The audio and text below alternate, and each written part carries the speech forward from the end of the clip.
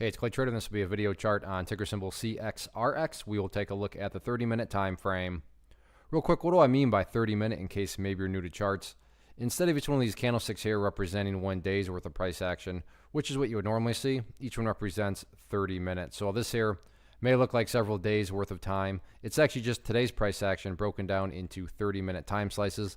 I like to this time frame. I think it does a good job of telling the quote-unquote story of the price, and then makes mapping out levels of support and resistance a bit easier to see. I don't mean to state the obvious, but I will anyways.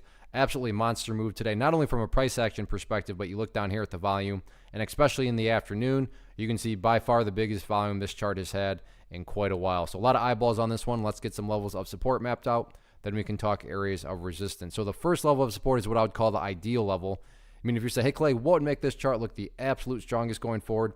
That would be if the price can stay up above 80 cents. Now, don't get me wrong. If the price falls below 80, by no means am I saying the entire chart's ruined or anything like that. But yeah, if the price can manage to stay up above that 80-cent mark, that would definitely be a huge sign of power going forward. Next level of support after that, down here at 70 cents. So shorter term wise, 80 cents, 70 cents, those near term levels of support. Taking a step back, looking at the big picture of things. So this, of course, assumes you have more so kind of a bigger time horizon viewpoint. But that is where the purple line comes into play, which is the famous 50-period simple moving average.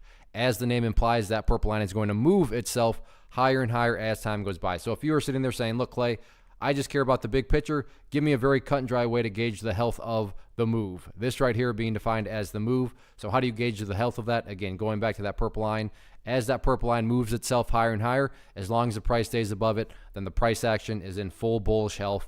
However you can best visualize that. Again, preferably, yeah, staying up above 80 cents, 70 cents would be great. But from the big picture, as long as the price is above that purple line, the overall trend is fully in the bull's favor. What about areas of resistance?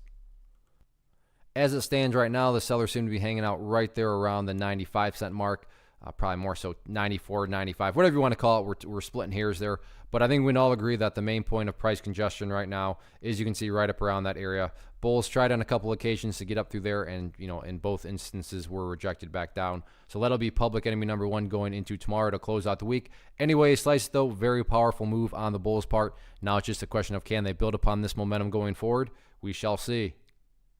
One of the biggest questions that I get is, hey Clay, how do you find the stocks that you trade? So what I've done is put together a free resource guide where I talk about the tools that I use to locate stocks that I find interesting and think may have potential. So if that sounds like something that could add value to you as a trader, then click on the image that is up on the screen right now and I will email you the guide. The guide itself is very short and to the point, and best part, it's completely free.